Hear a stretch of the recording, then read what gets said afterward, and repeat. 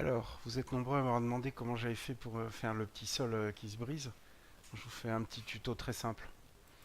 Dans Houdini, alors au départ vous commencez avec un layout comme ça. Donc moi pour la vidéo, ce que je préfère ici faire, c'est remonter la partie supérieure. Ici, hop, et c'est parti. Donc première chose, il faut créer une géométrie. Géométrie. Voilà, à l'intérieur de cet objet, je vais créer un système. Un système avec avec des primitives, des scripts, etc. Donc je rentre dans ma géométrie où je la renomme avant. Je vais l'appeler grande break par exemple. À l'intérieur, pour l'instant il n'y a rien, donc je vais commencer par une grille, grid. Voilà, très bien. Et je vais aussi faire une sphère. Et quand la sphère passera dans la grille, c'est à l'endroit où sera la sphère que j'aurai la destruction. Donc une grille, une sphère. Je vais appuyer sur P pour afficher les paramètres sur le côté. Voilà, c'est la même chose que ce qu'il y a là-haut, hein. Quand vous sélectionnez un objet, vous pouvez éditer ses propriétés, ici ou là. Alors pour la vidéo, je pense que c'est plus simple de faire comme ça. Voilà, donc la sphère, elle doit être en polygone, puisqu'elle va devoir transmettre des paramètres.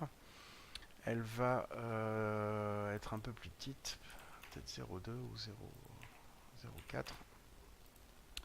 Voilà, et c'est en déplaçant la sphère, donc je vais casser la grille. Alors, comment je casse la grille? Première chose, ma grille, je vais créer des points, scatter. Je branche la grille dans le scatter et comme vous pouvez le voir, ça génère des points sur la grille. Ce qu'il faut savoir, c'est que ces points, ils ont subi un relax, c'est-à-dire ils ont un espacement à peu près constant. Ça peut prendre un peu de temps dans le calcul. Bon, pas pour notre exercice, mais quand il y a beaucoup de scatter avec de nombreux points, le relax, il prend un peu de ressources. Si vous n'en avez pas besoin, vous l'enlevez. Par contre, vous voyez, les points sont un peu plus désordonnés. Ou vous le réduisez. D'ailleurs, on voit très bien le relax ici se faire. Voilà, et donc ces points, je vais m'en servir pour casser la grille avec fracture. Fracture, Voronoi. Je glisse dans le node de gauche l'objet à casser, dans le node de droit les points qui servent de référence pour casser. Et voilà ce que j'obtiens. Bon, ok, pourquoi pas. Premier problème, c'est que dans ces points, si j'affiche les points, on voit qu'il y a aussi les points de la grille. Vous voyez, c'est dynamique, horizontal, le quadrillage de la grille initiale. Donc en fait, je vais juste mettre sur la grille row et colonne à 2 pour me débarrasser de ces subdivisions d'origine, on va dire. Donc voilà, là j'ai mon objet numéro 1, les petites facettes, mon objet numéro 2. Alors, pour être sûr que les facettes soient bien détachées, je vais justement mettre un node facette. Ce qui me permet en fait de dire que chaque polygone ici est indépendant, il n'est plus connecté aux autres. Et maintenant, quand je vais passer la sphère dans la grille, je veux réduire l'échelle de ces facettes, de ces cellules. Alors ce que je vais faire, c'est un attribut qui existe sur la grille, un attribut qui est le même attribut sur la sphère, mais avec une valeur différente. Et quand la sphère est en contact, en proximité avec ces primitives, ces cellules, elle va transmettre sa valeur d'attribut. C'est un peu comme une variable, mais il ne faut pas confondre, il y a aussi des variables dans Houdini.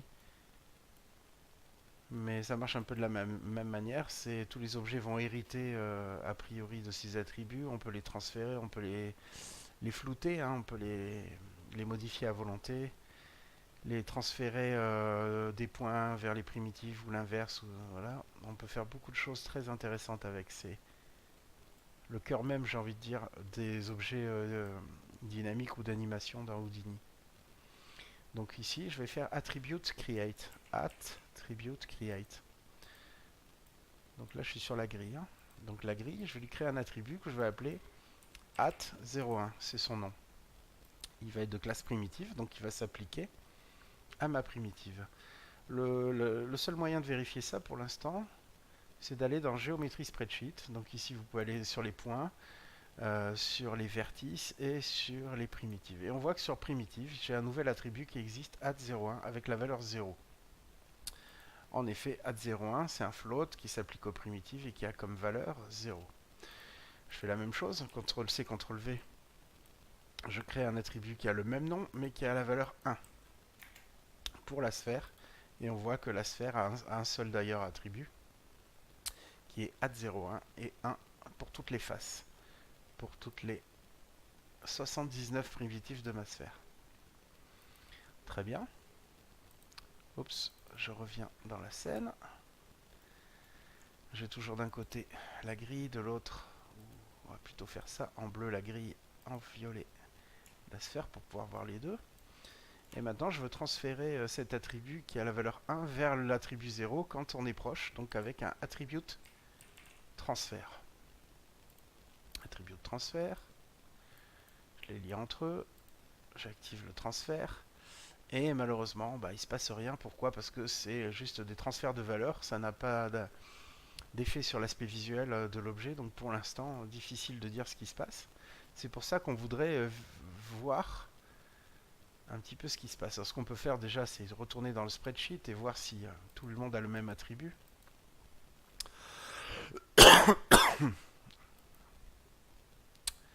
Alors dans l'attribut transfert, j'avais bien mis 1 ici dans le transfert.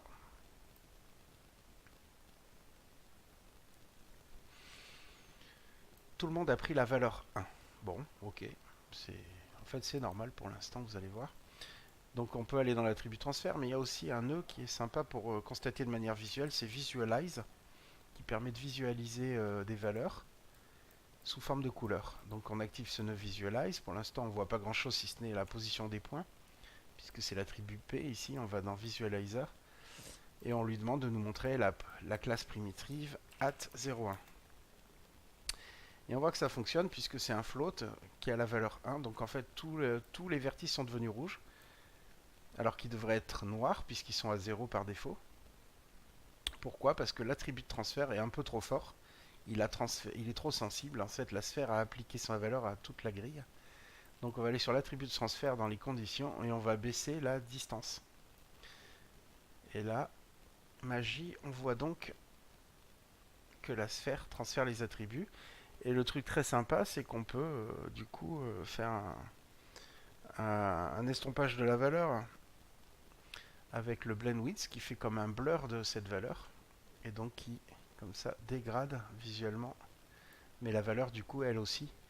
Si on regarde dans Geometry Spreadsheet, voilà, maintenant les attributs, on en voit de différentes sortes, 0,3, 0,4, 0,9, 1, 0.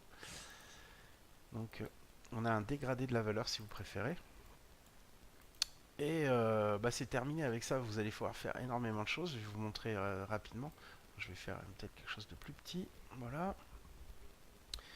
Si je déplace ma sphère, donc pour la déplacer, je vais rajouter un nœud transform, c'est plus propre. Et voilà, si je déplace ma sphère, on voit que je déplace du coup les attributs.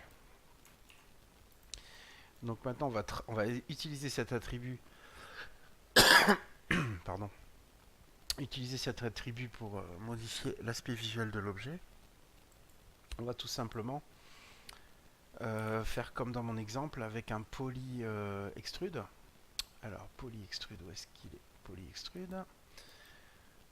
Voilà, on va se servir d'une propriété du poly extrude qui est le inset, hein, qui permet de faire un genre de bevel en fait de l'extrusion, mais je vais faire une extrusion de 0 avec du inset, beaucoup de inset. Je vais le mettre à fond. Et je vais le faire non pas sur tous les polygones connectés, mais sur les éléments individuels. Et je vais décocher la génération des faces latérales. Je me retrouve du coup avec mes faces séparées qui ont subi, comme vous pouvez le voir, une espèce de contraction. Ok. Et un truc super dans Houdini, c'est que c'est dans l'extrude, dans ce nœud extrude, il y a un contrôle local, c'est-à-dire on peut modifier très facilement, sans avoir à faire une expression complexe, en disant que cet inset, il est contrôlé, local control, ici, inset, on l'active, il est contrôlé par notre attribut at01. Et voilà, l'attribut gère le inset. Donc si maintenant je déplace la sphère, vous doutez bien du résultat.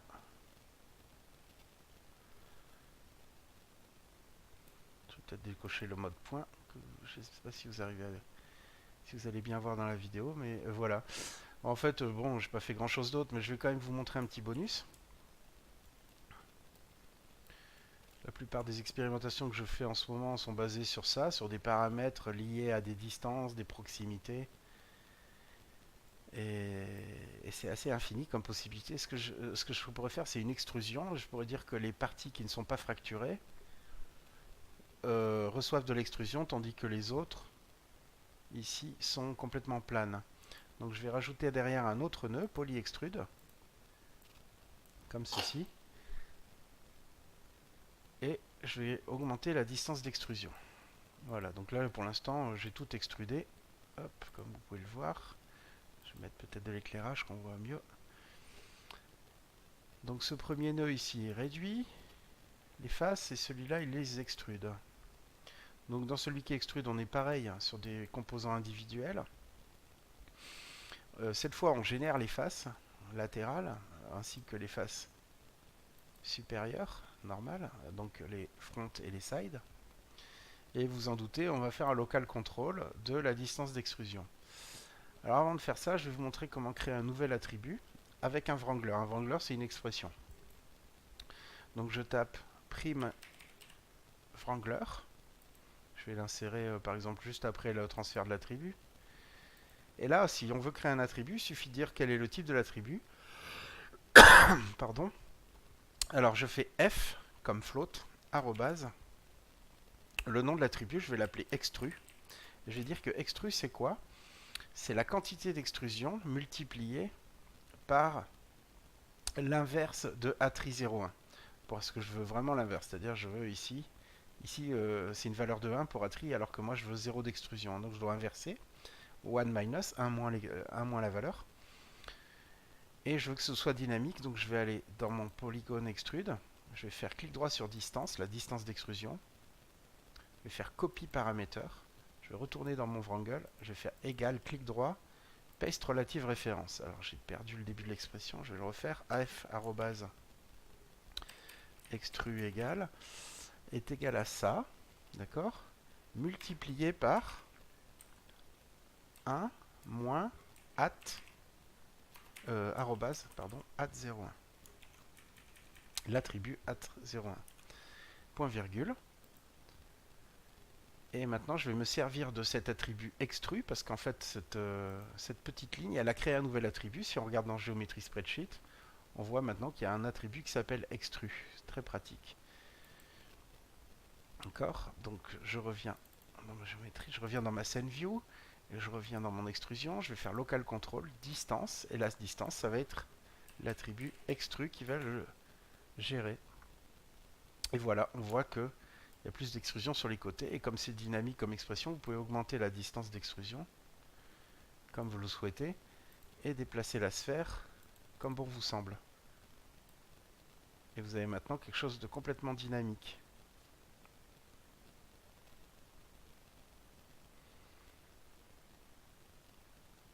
Voilà, donc je m'arrête là sur la présentation. Ça vous donne normalement plein d'autres idées de choses à réaliser. C'est assez simple à mettre en œuvre. Il suffit de faire quelques opérations arithmétiques sur des attributs pour rapidement s'amuser et expérimenter.